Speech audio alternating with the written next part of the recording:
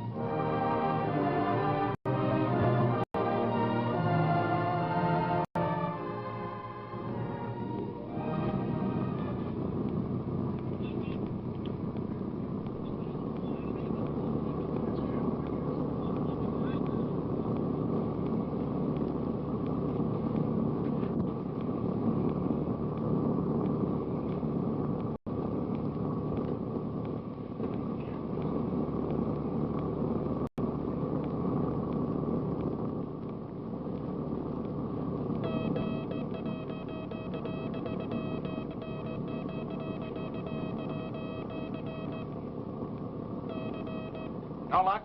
None. But keep trying. Why? Something may happen. Yeah, something has to happen, doesn't it? Yeah. How long have we got, Johnny? About 30 seconds or less. Best thing is to just not think about it. How?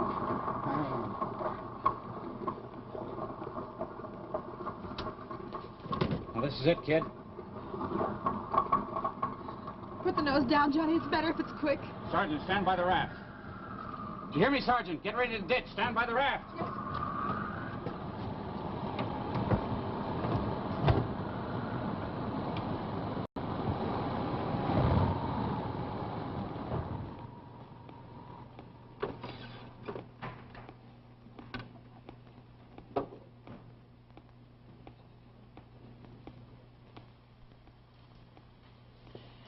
What is it? Well, it sure ain't in this and hot. Did you see a light? No. Come on, you all right? Yeah.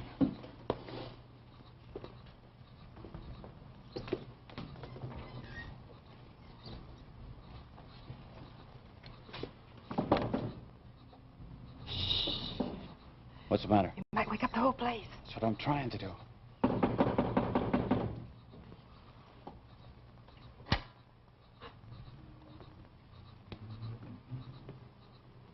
Must be a switch here or something. Oh, Johnny. Holy mackerel.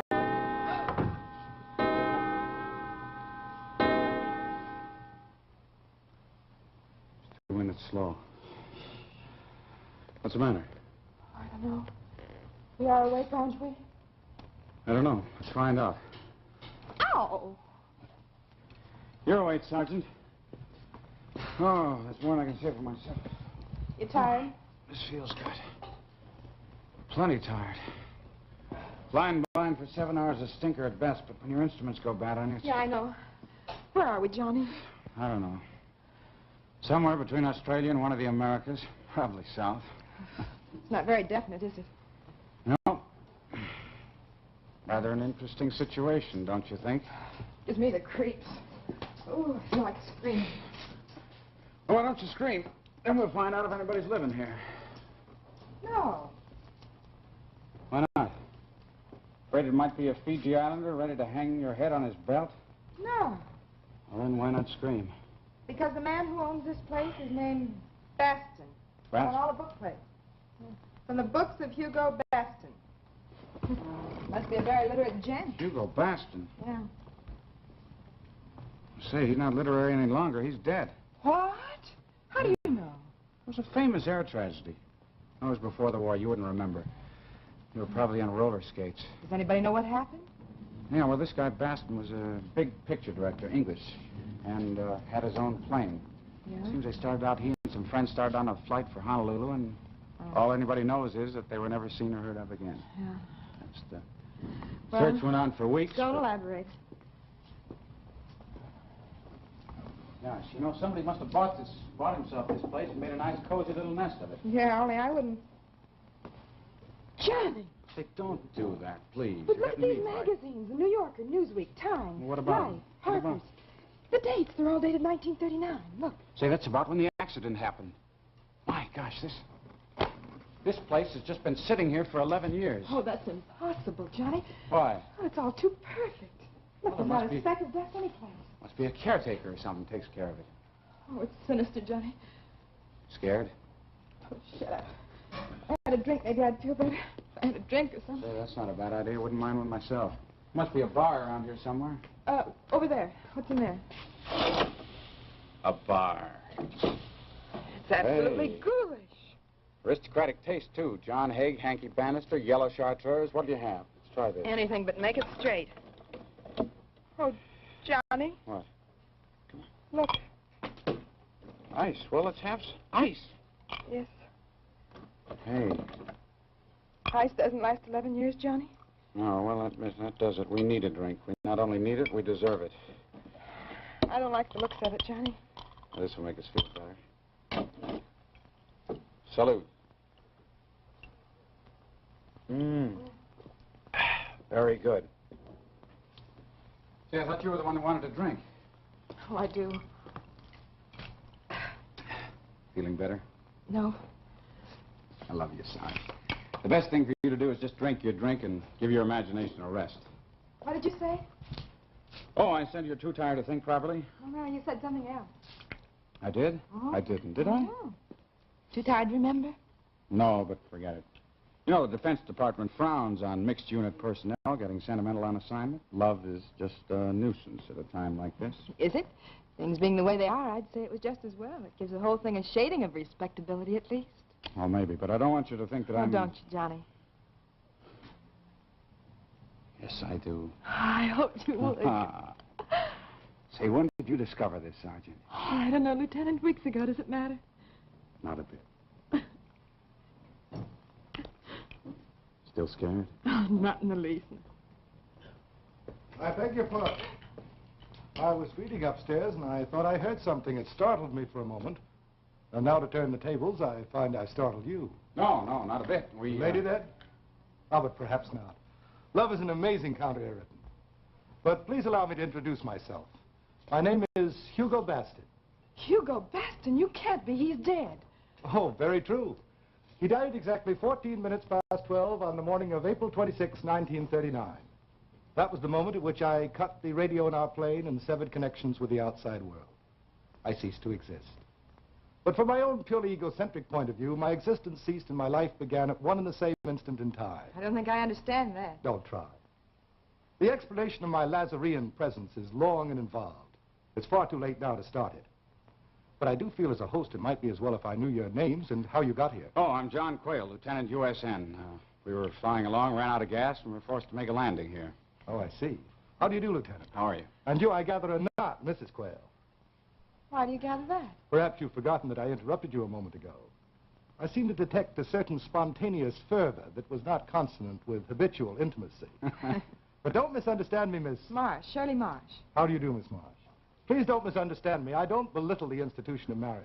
Quite the contrary. I have very strong feelings about its importance. Well, so do I, but I don't see what that... You will, Miss Marsh. You will. And now, won't you both sit down and allow me to freshen your drinks? Thanks very much. Thank you. From the insignia on your arm, Miss Marsh, I gather that you're a sergeant. Yes, in the Marine Corps. Oh, really? Are all United States Marines women these days, or merely the sergeants? No, we're a branch of the service. We were started during the war. Oh, I see. Then I was right. There was a war. Is it still going on, or are you merely preparing for the next one? No, the war was over 5 years ago, Mr. Baston. And I gather we won it. Yeah, we won. Lasted 6 years. It wasn't very funny. No, I'm sure it wasn't. But now that you've had 5 years to celebrate your triumph, I imagine that another war is already imminent. Good heavens, it's not the United States and England this time. No. The trouble is here in the Pacific, and it's ugly and complicated, too. Oh, that's rather closer than I would have wished. I should have much preferred it to be limited to Europe. Well, your own people might be wiped out if it were. My own people number exactly 9, Miss Marsh. All of them live here on this island. This is my empire. A world of peace and quiet, with a few vestiges of old world graciousness. There are other people living here? As I said, 9, including my chef, who incidentally would be very happy to prepare you something to eat. Please forgive me.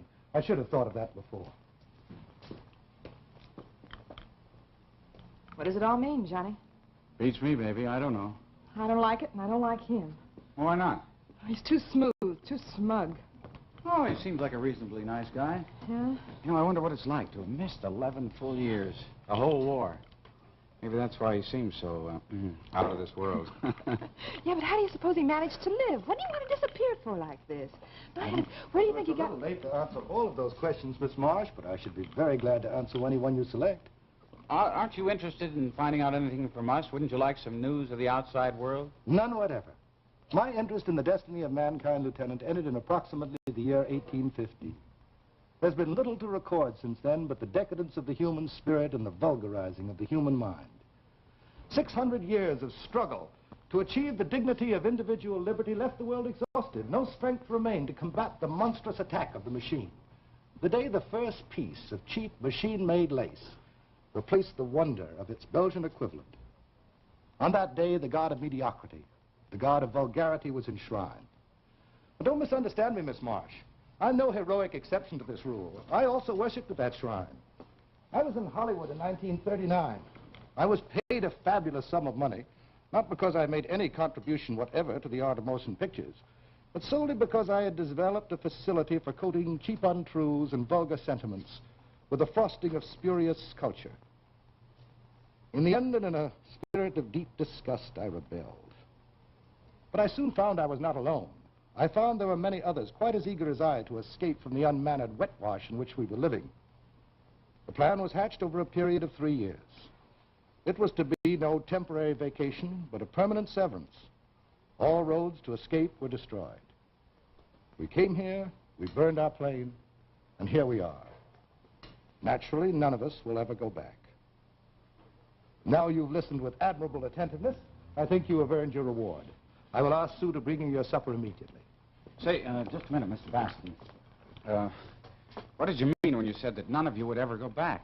Just that. Oh, but surely some boat, something stops here. It never has. Never?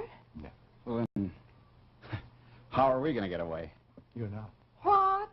No, I should be enchanted to entertain you as my guest indefinitely, Miss Marsh. But you will not get away. Ever.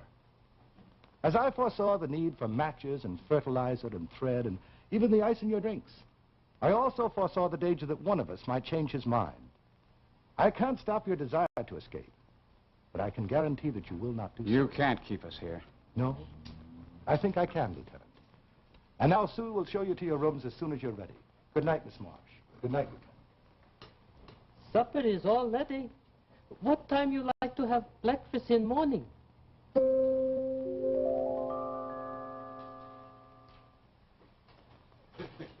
Yes, it's a surely morning. Hello. Good morning, Edith. Well, what's this Sue tells us about visitors? It's quite true. 2 Americans. They landed last night in the fog. Hugo heard them staring about and came down to find them in a rather ardent embrace. What made it a little unusual was the fact that one of them was a lieutenant in the Navy and the other a Marine. Impossible. That's what Hugo thought till he discovered the Marine was unmistakably feminine. I see. Or do I? Tell me, have you seen them yet? No, and I don't expect to for some time. They were quite exhausted. Oh, well, they must know everything, all that has happened. Didn't Hugo get anything interesting from them? Very little. Hugo, I gather, did most of the talking. He enjoyed it enormously. Kept me awake for almost an hour telling me all the interesting things he'd said. Oh, he's a complete egotist. Well, I'm going across to the lab. I trust if they come down, you will let me know. Of course. Hello.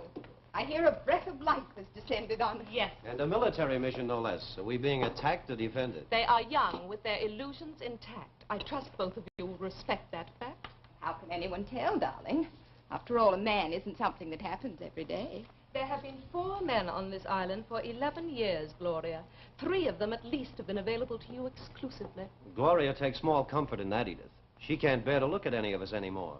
Every wrinkle in our faces, every graying hair is like a reflection of her own waning youth. She's hungry for a young, unfurrowed face. If you'd learn to write as well as you talk, darling, you might be quite successful. Forgive me? I'm going to the beach. That was very cruel, Dan. Yes. We've sustained a moratorium on venom for some time. It was probably more comfortable for everyone. Sorry.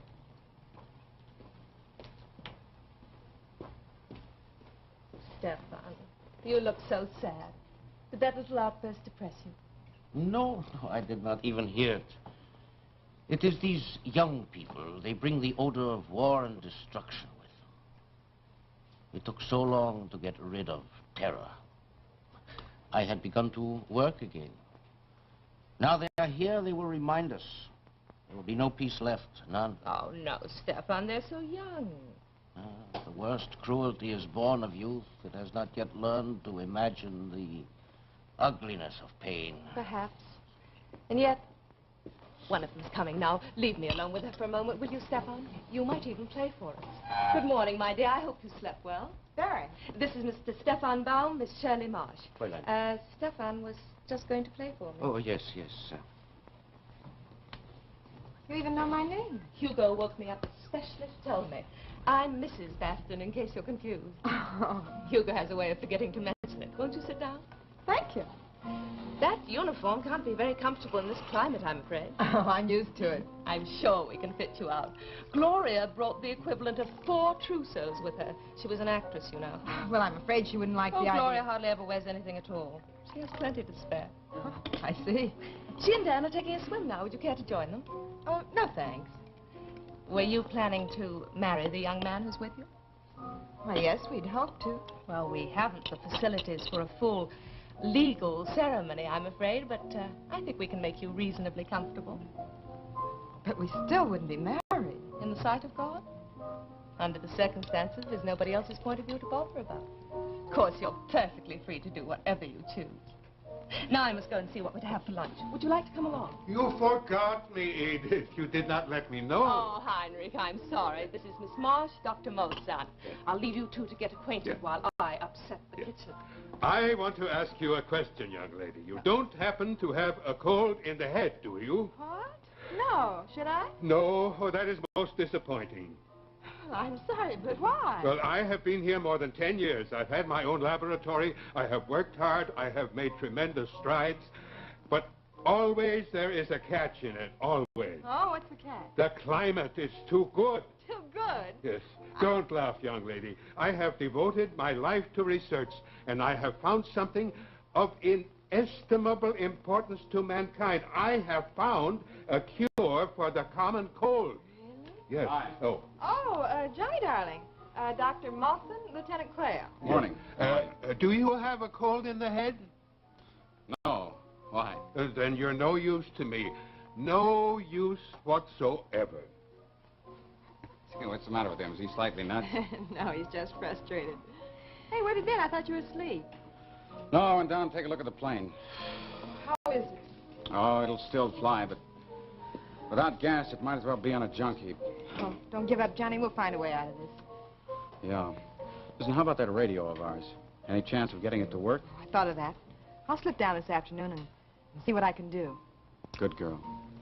Huh? I don't feel a bit like a good girl right now.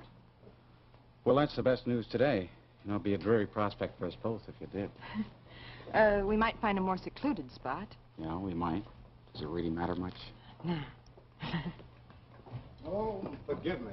I seem to have the most unhappy faculty for arriving at the least convenient moment. It's his theatrical instinct. I'm Edith Baston. You're Lieutenant Quayle, of course. Yes, good morning. I must warn you, Lieutenant, that Edith is the nicest woman I know. She has an insidious capacity, however, for discovering the very things you most want to conceal from her. I believe I'm practically the only man alive quite willing to admit that his wife understands him completely. Well, maybe you understand, Mrs. Baston, why your husband should try to keep us here. Yes, I think I do. I also understand your resentment. You do resent it, don't you, Lieutenant? I sure do. I think you have every right. And I'm quite sure we'll all feel a great deal better if you get it off your chest as soon as possible. I don't have anything to get off my chest. All I want to do is get out. Now, whether you all stay or not makes no difference to me whatever. Well, but you see, Lieutenant, it does to me. Why? Lieutenant, your mode of living and mine are so far apart that I doubt that it would even be worthwhile to discuss it. I don't think you'd understand what I was talking about. That's rather patronizing of you, isn't it, Hugo? Possibly. Look, condescension to one side. Would you mind answering me just a simple question? If we try to get off this island, are you going to try and stop us? I am. How? Oh, Lieutenant, I have no intention of revealing that. In the first place, I don't know. I hadn't even thought about it. But I've found over the course of years that when some threat arose, I generally was able to cope with it. Threat to what? Your comfort and security? Precisely. From the little you've told me, Lieutenant, I gather that things outside have got no better. They've got rather worse. It's not a world in which I choose to live. And I don't choose to live here. You may in time, Lieutenant. You're very young yet. You're really quite a remarkable man. You know, you've accomplished quite a feat. To see what was coming and save your neck. To be able to sit here in the sunshine with your sherry and your books and your frozen food locker while millions of people were starving and fighting and dying, and you feel no shame. It's remarkable. Remarkable. You know, all that stuff about old world graciousness is just a fancy frosting for the truth, and the truth is you were a coward and you ran out. You don't want to participate in the world as it is today because you're afraid of it. Well, a lot of people are afraid and unhappy and dissatisfied with the mess the world's in. But they're sticking around ready to do what they can to make the best of it and ready to pay for their mistakes or their stupidity or whatever you want to call it. Go ahead, sit here on your empire. We don't need you. But Shirley and I are going to get it back to where we belong, and don't you try to stop us, I warn you. What a pity, Lieutenant, that the Navy grabbed you. You'd have made an invaluable addition to the United States Senate. And now I certainly think you've earned a glass of sherry.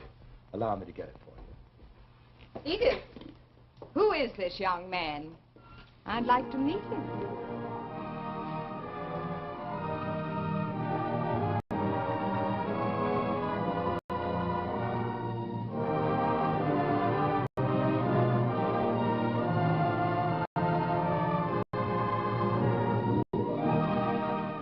Now that you've seen part one of Away From It All, let's turn to our Westinghouse program. One hand behind my back. Well, I wonder what Betty Fredess is going to do with one hand behind her back like that. Come with me, and I'll show you what every one of you can do single-handed. Here, you can tune in this wonderful new Westinghouse television set with just one hand like this, because it has the sensational new Westinghouse single-dial control. There's no more fussing with several dials. You just turn this one dial, and you're tuned in perfectly. Now, in the set that you're watching now, does a channel ever come in like this and give you only sound? Or, when the picture comes in clear like this, is the sound ever so hard to get that all you hear is this? Well, that never happens with this wonderful new Westinghouse set because of the miracle of Westinghouse synchro tuning. Picture and sound come in together just like that. And once tuned, this set stays locked in tune. Now, here's something that will really amaze you. Here's the size of the screen in most table models. Now, let's compare it with this new Westinghouse screen. There. Now, that's quite a difference, isn't it? Engineering improvements give you a huge 17-inch rectangular screen in this wonderfully compact new Westinghouse set. And it gives you a black glass tube, which means that you get a clear, sharp picture even in daylight. Now, this set also has a built-in antenna, and that means that in many areas there's no installation of any kind. You save the entire cost of it. So why put up with a set that isn't really up to date and has an old-fashioned small screen when you can get this wonderful new 17-inch Westinghouse set at a modest price? Just ask your dealer for the Westinghouse Linwood. There's no other set in its price range that compares with it. You can be sure if it's Westinghouse.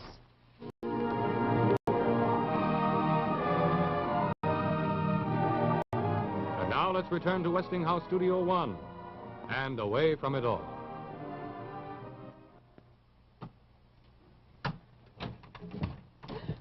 Any luck?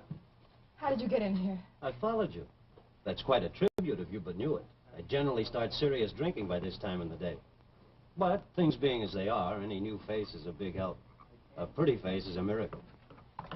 Look, Mr. Delaney, I'm going to marry Lieutenant Quayle. I'm out of circulation. Do you suspect that I had any dishonorable intentions in following you? Yes? You're dead right. You're wasting your time. You may also be wasting yours. Have you any idea where Lieutenant Quayle has been all this time you've been wasting your time with those vacuum tubes? Not precisely, no. Nor I, precisely. But I spotted a predatory gleam in Gloria's eye as we came out from lunch. My guess is Lieutenant Quayle is going to have his hands full for some time. Quite as much your problem as mine, isn't it? No, not exactly, because I don't care and you do. There's one other thing you care about, and that I share with you. You care a lot about the job you've been doing this afternoon. This is routine maintenance, nothing more. Is it? I think you're here because it's desperately important to you to try to get a message to someone outside. But I think it only fair to warn you that it's just as desperately important to Hugo Baston that you don't. He can be quite ruthless if he feels it necessary. How long were you waiting outside before you came in here? A couple of hours. You weren't waiting for me then, but for him. Let's say for the both of you. I see. You know him pretty well, don't you? I should. I wrote for him for 6 years. Made a fortune for me. He also killed whatever honesty or ability I ever had. Obviously, it couldn't have been much or I'd have rebelled sooner. And yet, if I ever stayed sober for 24 hours, I might cut his throat. Fortunately, for both of us, he is generous and his liquor supply is excellent and abundant. Thanks for warning me and for standing guard. Now answer me the most important question. Are you going to get that thing working? I don't know. I wish I felt a little more certain. I was afraid of that. Well, at least I can help you pack. Thanks.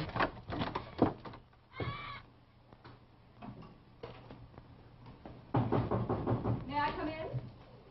Yeah, sure. Come in. Oh, I'm sorry. Have I made a mistake? I thought this was Shirley's room. No, it is. Come on in. Aren't you getting a little impatient, Lieutenant? We haven't even arranged an illegal ceremony yet. Oh, it's nothing serious. I just want to see Shirley. Oh, may I help you? Oh, thanks. It's all right. I borrowed these from Gloria. I thought Shirley might like a change from that military get-up of hers. What in the world do Marines use for lingerie? Don't answer that question. If you don't know, it's no help to me, and if you do, I don't want to hear about it. Look, I'd like to ask you a question, and you don't have to answer it if you don't want to. You going to be as frank with me as you were with Hugo? You weren't angry then? No, because you're very young and only half right. It's true Hugo shrinks from physical violence and physical pain, but on the other hand, his abhorrence of a world without manner or dignity or graciousness is equally genuine. He respects tradition and longs for a spiritual regeneration. His tragedy was that he was born too late. Quite incidentally, we've been married for 24 years. I was in love with him then, and I'm still in love with him. Now, go ahead and ask your question. No. There's no need to now. I was just puzzled as to why you'd agreed to come here. I'll give you one piece of advice, Lieutenant. Have children quickly. You'll be less tempted to run away, and your wife will be less tempted to follow you. Hello.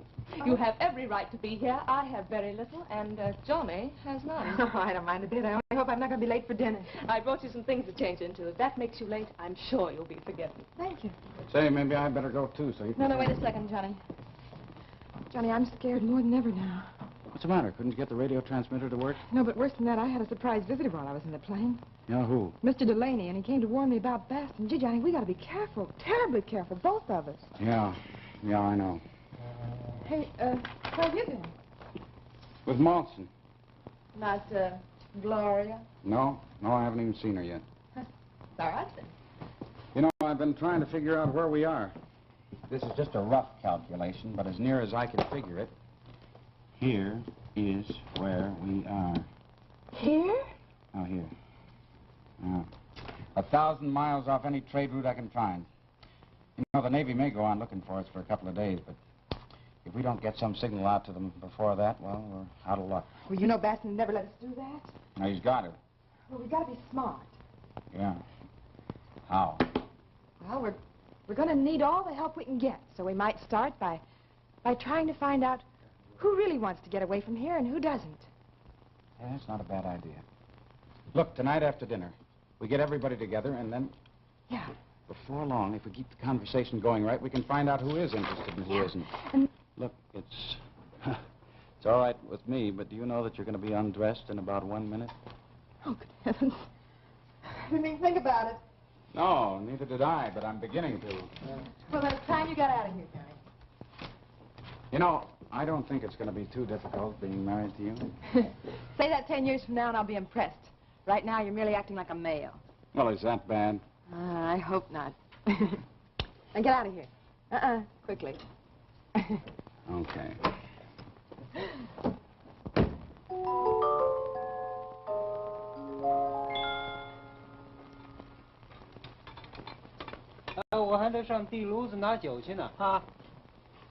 Here come Mr. Delaney. I'll pause you.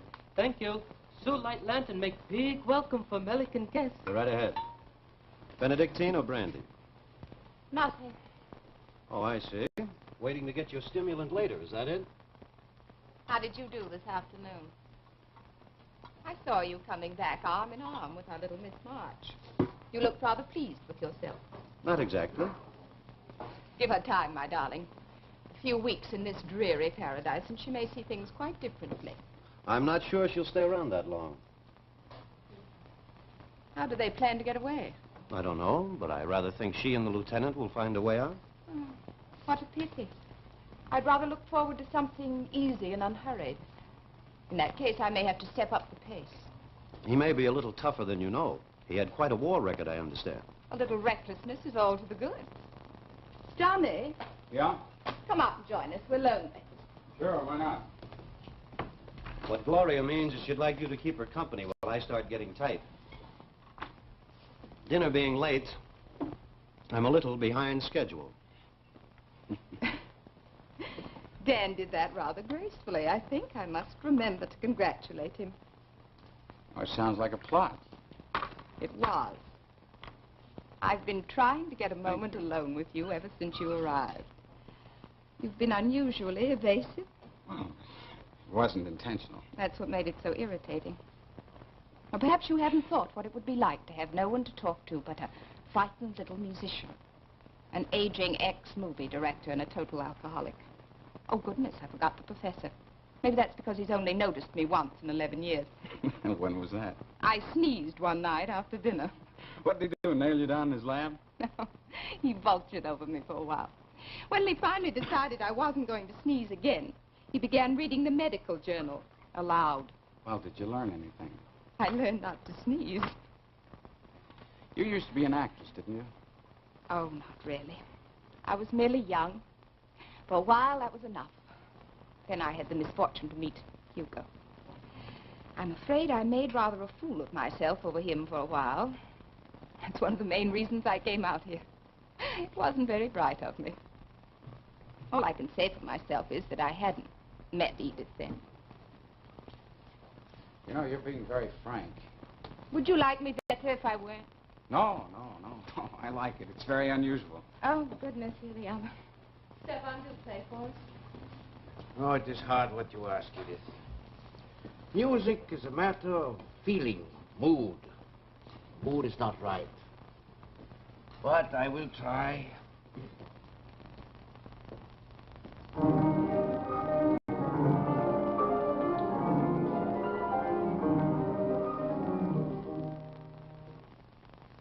No, it is wrong. The notes are green like the leaves in the forest of Ishmael, full of loneliness and wonder and compassion. That is the music I understand. But here's khaki, ugly brown. They tramped earth under the soldiers' feet, the dry earth of the concentration camp. All the green shuffled out, trampled out, cruel without blood. Forgive me, Edith. I cannot go on. I cannot play. It's all right, Stefan. Is it? Look, how many of you really feel that it is all right? How many of you are satisfied with what you've done? You, Dan. You used to write. You must have liked it, had something to say. What have you got to say now? Nothing. And you, Dr. Molson, you're a scientist. Has it occurred to you, Doctor, that you may no longer know the vocabulary of your trade? For example, what's the formula for penicillin? It is a word I do not know. You are telling me they have gone past me. Is that it? Yes. And you, Baum, you're a sensitive man. The tones you call brown are cold and full of tears to you. Brown doesn't mean that to me at all. You know what brown means to me? Oklahoma. It's not Beethoven, but I like it. Here. Oh, what a beautiful morning. Oh, what a beautiful day. I've got a beautiful feeling. Everything's going my way. I seldom feel it necessary to exercise the prerogative of host, but I am responsible for the composure of my guests. This was a crude and but disturbing influence, Lieutenant. I must ask you to stop playing. You really think it was? Well, maybe that's enough for the first lesson, then. I leave you all to sleep on it. Well, after this brief unpleasantness, I think it might be as well if we all had a drink. Edith. Edith. You make look at plane tonight, Lieutenant? Oh, I hadn't planned to. Why? I think you should look at plane. 10 minutes, yes? Yeah. Yeah, sure, Sue. Thanks. It's nothing.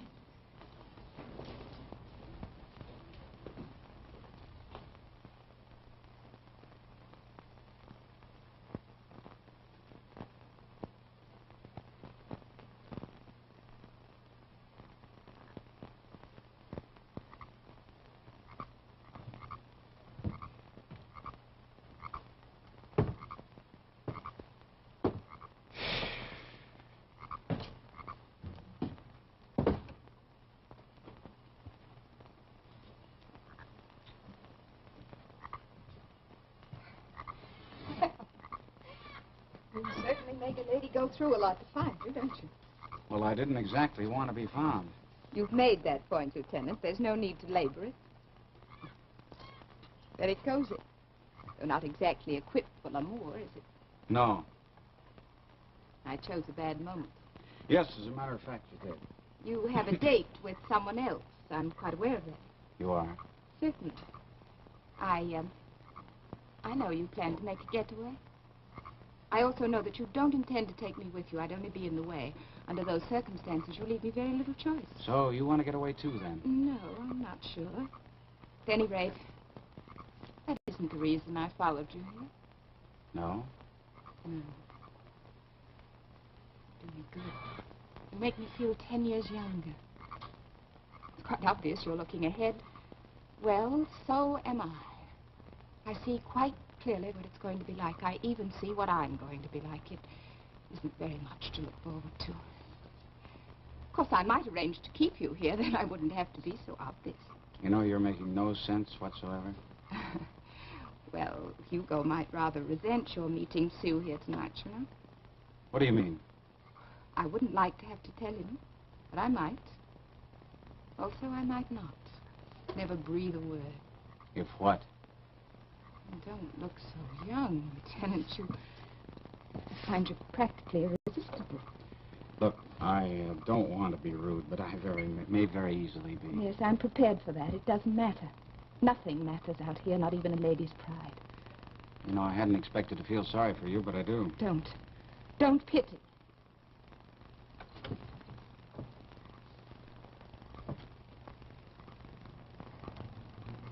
Someday when you're older, you may understand why I did that. It wasn't very rewarding. But it was better than nothing.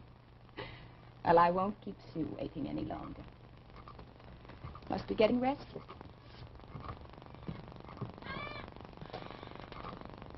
Lieutenant, Yeah, what is it, Sue? What did you want to tell me? come with Sue. Sue'll show you. Come. Yeah, right away.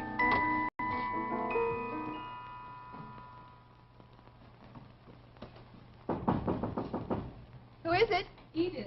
Oh, come on in. It's late, I know. Oh, that's all right. Come on in. Sit down. You know, it's very silly of me. I feel quite embarrassed. Why? Well, I don't like dramatics, but I feel I've got to warn you. Warn me. You too. I know Gloria followed Johnny. I know they're together probably right now, but I'm not worried. I wasn't thinking about Gloria. It's Hugo.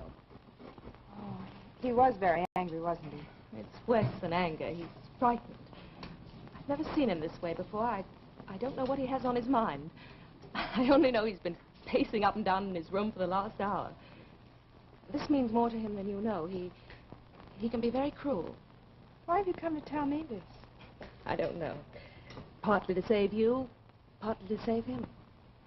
I see. That's really all, except What? another time.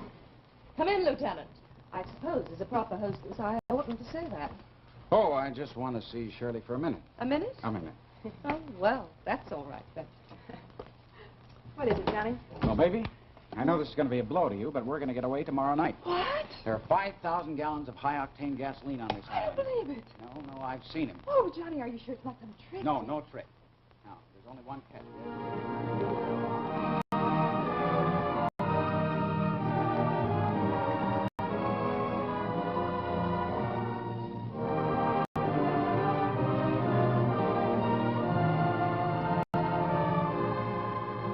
And now let's pause for a moment and look at our program again.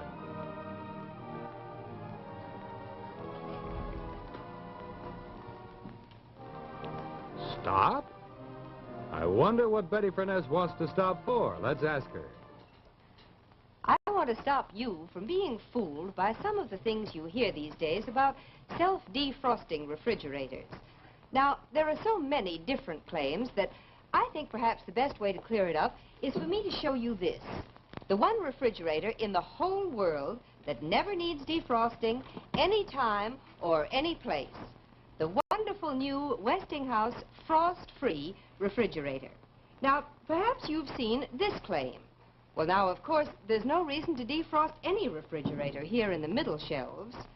Up here is where those words belong, up on the freeze chest, the only place in any refrigerator where frost ever builds up. But there's never any need to defrost any part of this Westinghouse refrigerator because it always keeps itself frost-free. Now, have you ever seen this claim? Now, what is the point in a refrigerator defrosting itself every night?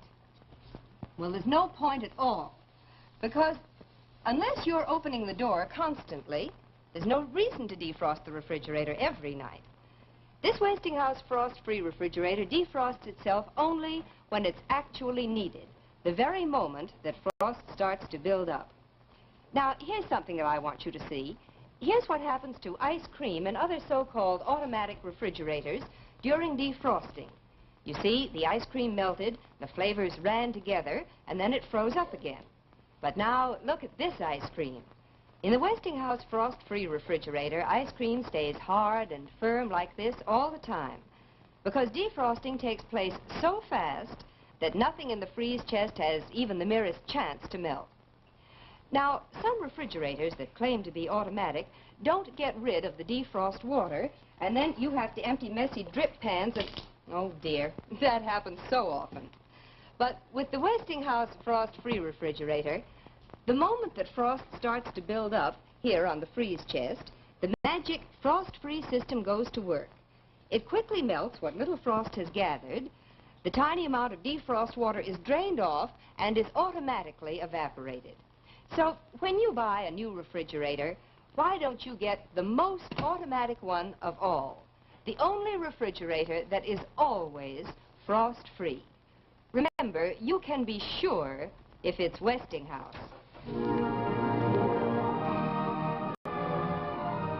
We return now to Westinghouse Studio 1 and away from it all. I think I'll wait for the others. How you feeling tonight, Sue? Strong? You got a big night's work ahead of you. Plane ready 2, 3 o'clock. Good, good. People come.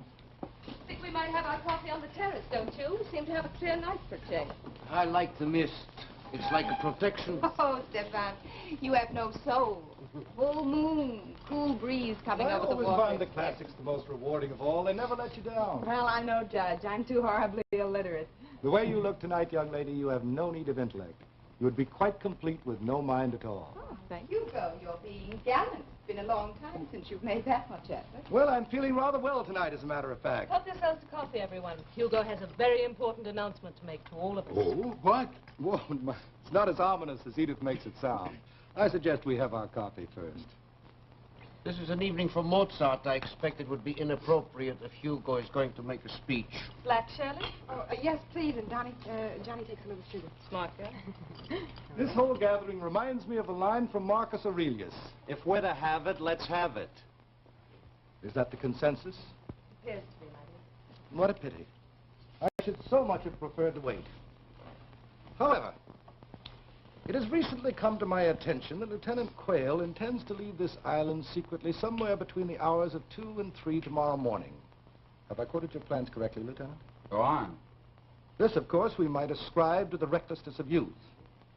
But it has also come to my attention that certain more mature members of this gathering not only have known of the lieutenant's plans, but have actually offered to help him. Is that so? Yes. Why, it never occurred to me that you would be the one member of this group to admit the truth. However, that's of small moment. What does matter and what is important is why any of you should wish to leave. Why did you persuade us to join you here in the first place? Why have you kept us here against our wills ever since? Those are two separate questions, Dan. I shall have to answer them once at a time. As I recall, none of you had to be persuaded very hard. Each of you grasped at an opportunity to escape almost before it was offered to you. Go on. My reasons for insisting that you remain here were slightly more personal. This was a very serious adventure for me. I came here less to avoid the horrors of war than to avoid the even grimmer prospects of peace. The scrabbling and bickering, the treaties and compromises that would follow after a war was over. War breeds starvation and bitterness and disease and hopelessness. And these, in their turn, are the breeders of war. It's an endless cycle. I came here to get away from a world that will never change until nature itself changes. And for me, this was a very serious adventure. I wanted no headlines in the papers, no publicity stunt. I wanted no trippers coming to gawk at us. But I always knew that if one of you got out, he would begin to talk. And within a matter of days, the avalanche would descend on us. Does that answer your question? No, those are words. You're a fake, Hugo. You act as though you tried to do each of us a favor. That's a lie. All you wanted was the sadistic pleasure of humiliating us, of watching us crack up. I was a failure, yes, but you didn't save me by bringing me here. You only wanted to see me sink lower and lower. You wanted to see Stefan's frightened eyes over your breakfast egg. You wanted to taunt Gloria for being such a fool as to idolize you. You wanted Heinrich, who had real capacity, to end in a vacuum, meaningless and empty. And you've kept us here. Not out of sympathy or caring or consideration, but because it feeds your vanity. You're a sick man, Hugo, with a sick mind. I'm glad you've been caught. These two kids are going to get us out of here, and I don't think you're going to stop them. So I gather you plan to defy me. Yes. I should have realized that there was not one man in 1,000 capable of appreciating the values of leisure. It's too far out of date. But you, Lieutenant, you're a very special case. I have considerable sympathy for you. Quite naturally, you want to get on with your lives. But unfortunately, you can't do so without ruining our lives here. And therefore, I'm afraid you can't go. No? No. You see, you believe at this moment that Sue is out there filling your plane with gasoline. He isn't. At this moment, 2 of my men have him firmly bound, and he will not be released until I give the order. Well, even that won't stop us, I'm afraid. Won't it? I rather think it will, Lieutenant. And now I think it's time we all had a liqueur. Forgive me, I'll pick it up from the bar. Oh, I don't want to seem melodramatic, Mr. Baston, but I'm going to use this if you try and interfere. See, I miscalculated. I had no idea you'd resort to violence so quickly, Lieutenant. Are you ready to give orders to have Sue released? I have no choice, Ella. None? But may the prisoner make one request of his captor? What's that? Well, I should like, in the absence of our houseboy, to play host to my guests. Would you allow me to go to the bar and pick up a few bottles of liqueurs? All right. I'll go with you. Forgive us. We won't be a moment.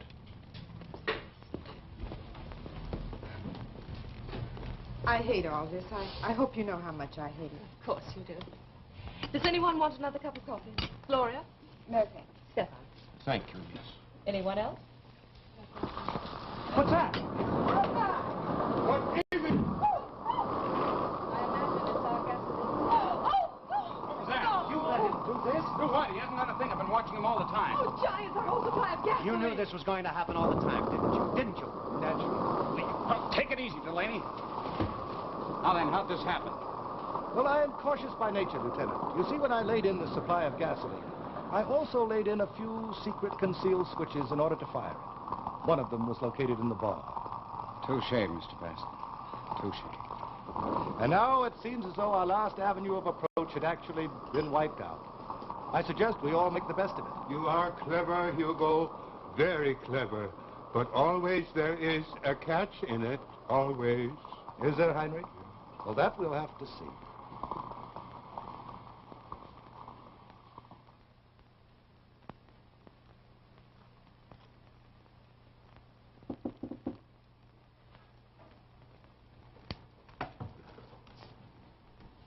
May I come in? I'd rather you didn't. You are angry, then? I'm tired. Do you mind if we don't discuss it? Yes, I do, Edith. I must know why. You behaved very badly. What did you want me to do? Send them off with my blessing, ruin everything we have here? You might have consulted me. Well, I had very little chance. I was facing a gun. You made up your mind long before that. You simply took me for granted. You always have. Which is the highest compliment I can pay you. I think I should like a new kind of compliment for a change. What? You never stopped to put yourself in my place. You've not been happy. I'm not unhappy. I see plenty of you. I've lots to keep me occupied, but I think I've had enough of it. I should like a day's shopping for once and a gossip over lunch with another woman about her husband. I should like one day's good, honest drizzle. I didn't know. You didn't imagine. That's the compliment I miss. It's a little late, Edith. Perhaps a little of my disappointment was because of those two young things. I've grown very fond of them. And they reminded you of all you've missed, is that it? I suppose so. I'm sorry. I shan't hold it against you. Will you be up soon? No. Is this to be a permanent separation? I don't know. Probably not. I'm human. But for the time being, I'd rather be alone.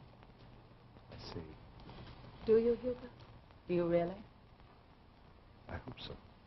Then you may have your kiss. Good night, Edith. Good night, Hugo.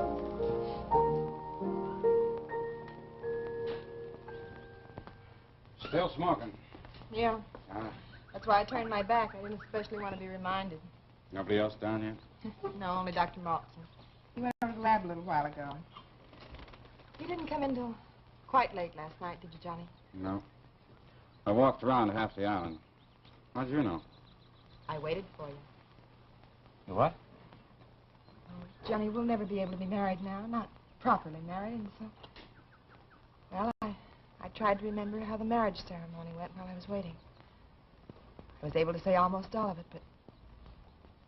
Well, I was wasting my time. You just didn't come. Say it for me now. No, it's not the moment now. Good morning. It's a very fine day. Good morning. It's always fine around here, isn't it? Oh, but the fog. And last night, the fog came in very thick. Well, you seem especially happy about it. I am. Stefan has caught a cold. He was sneezing very badly this morning. Hooray. Oh, It's late, it seems. Edith? Gloria, I didn't even know you were undressed yet. Don't be funny, Edith. Though I must admit it is hard to take it seriously. What? The Marines have landed. Or to be exact, the United States Navy were invaded. What? Yes, it's true. They rode right up on the beach. Dan was for defending the beachhead, but I rather favored giving in. Come on. I wouldn't mind in the least being captured by what I saw. Now, make some sense, Gloria. Well, What happened? Perfectly simple. We were down on the beach, and suddenly a boat appeared out of the mist. One of the men let out a wolf cry. I rather enjoyed it. How? Where did they come from? A destroyer, I think. Dan wasn't very polite about it. The minute he saw the officer in charge, and a dreamy thing he was, too, he chased me right up here to let you know. Oh, Johnny. But I didn't argue very much.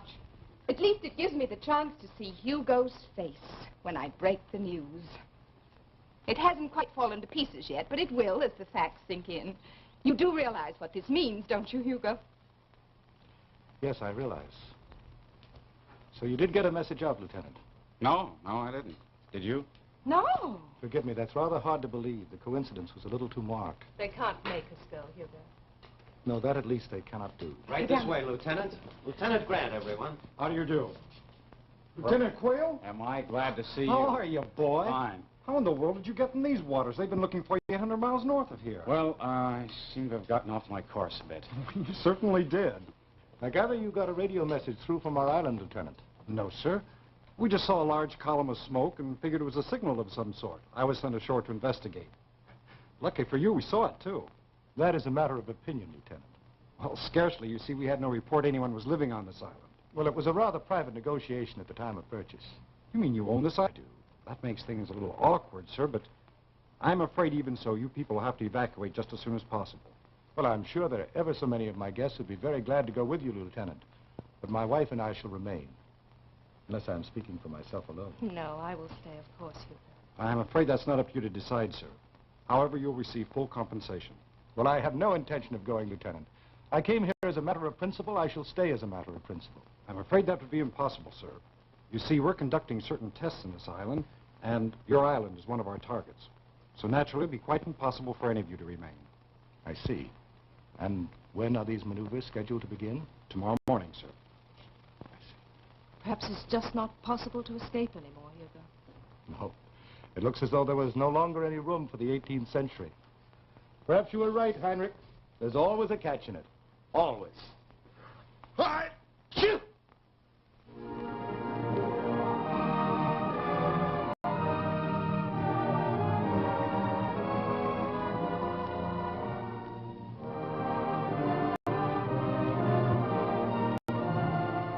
Before we look at next week's Westinghouse program, here is something well worth remembering.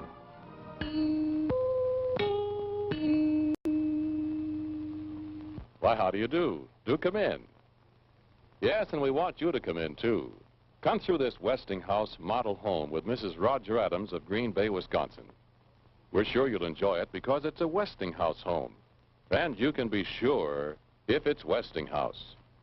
Here's the friendly entrance with a lovely garden view beyond. And isn't this a beautiful bedroom? Light, airy, and spacious, the living room is ultra-modern. I bet you just saw that Westinghouse electric kitchen, Mrs. Adams. With that all-electric sink, the garbage disposer, and an electric dishwasher. This frost-free refrigerator freezes and stores many pounds of food with plenty of space for other storage. And here's the laundry room with a Westinghouse electric water heater, automatic dryer, and laundromat. Yeah, it looks like you want a laundromat, Mrs. Adams, when you get home. Well, there's a Westinghouse dealer in Mrs. Adams' town, and one in yours, too. So why not pay him a visit soon? Remember, whether it's a product for home or business, for farm or factory, you can be sure if it's Westinghouse.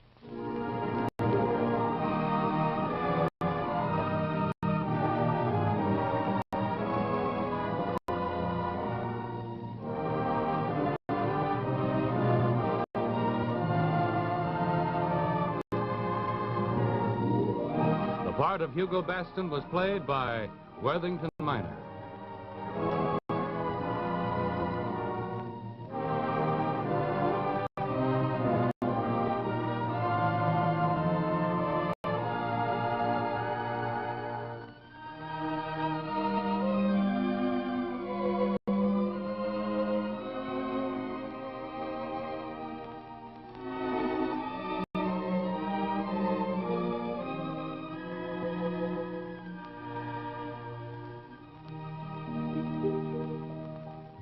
This is Paul Brinson saying goodnight for Westinghouse, inviting you to be with us again next week. Meanwhile, stop in at your dealers. See the sensational new Westinghouse television set with single dial control. And ask your Westinghouse dealer to show you the only refrigerator in the world that never needs defrosting. Anywhere, anytime. The amazing new Westinghouse frost-free refrigerator. And now, until next week, good night.